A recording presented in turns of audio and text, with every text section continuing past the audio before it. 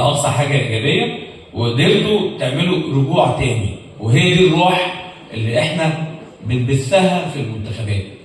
انت بتلعب باسم منتخب بلدك، انت جندي.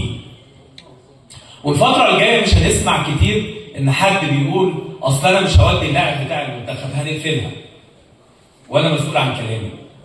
اللوائح اللي جايه كلها مختلفه، اداره الكوره، اداره الرياضه المصريه، بتكلم على نظم ولا يعني مختلفه في كل حاجه، في رقابتنا، في ادارتنا، في الرقابه الماليه، لوائح ونظم هتكون مختلفه على الجميع. دي تاني رساله بقولها في لقاء صحفي يعني. وبالتالي المنتخبات هي الاساس، كل النشاط المحلي بيتعمل المنتخبات والحساب على المنتخبات. بنخلص اولمبياد كام ميداليه كل واحد، عملنا توجيهات القاده السياسيه مباشره للحساب للوضع، وليه بننفذ الكلام ده لرؤيه الدوله المصريه. وده كلام للجميع. المنتخبات هي الاهم وهي الاساس، لا اي حد يدير. وده دورنا الفتره اللي جايه في الرقابه، هي موجوده بس هتكون زياده شويه. وبالتالي انتوا عندكم لسه مهمه ثانيه، انتوا بداتوا الخط. لسه عندكم البطوله الافريقيه. ما تحددش فين المكان للشباب. 2008 النهائي فين؟ كابتن كاس. لسه برضه الاثنين. اينما كان المكان للفرقتين، انت رايح اسمك منتخب مصر، اعلى نجوم في الفوز بكاس افريقيه، ورايح عندك مهمه معينه تلعب على النهائي.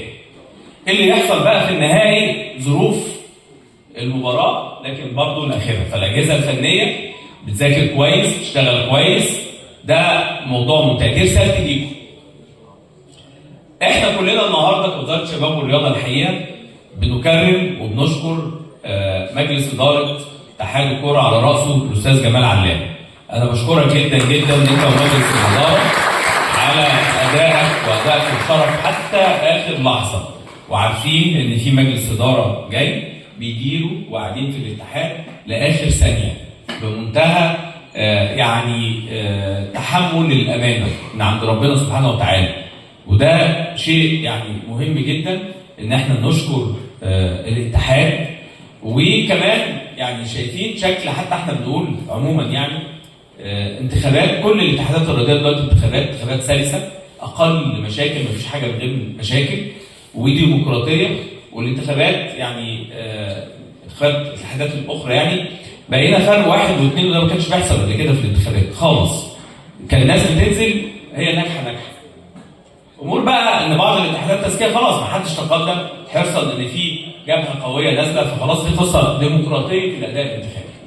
لكن احنا بنقول للمجلس اللي جاي بالتوفيق ان شاء الله. عندك خطه لغايه 2028 مهمه جدا. احنا المجلس الحالي بنقول له انت قدرت ومتشكرين جدا للي انت وصلت له، وهتسلم لمجموعه هتكمل المسيره. حريصين جدا كوزاره شباب ورياضه ان احنا السيستم في الاستدامه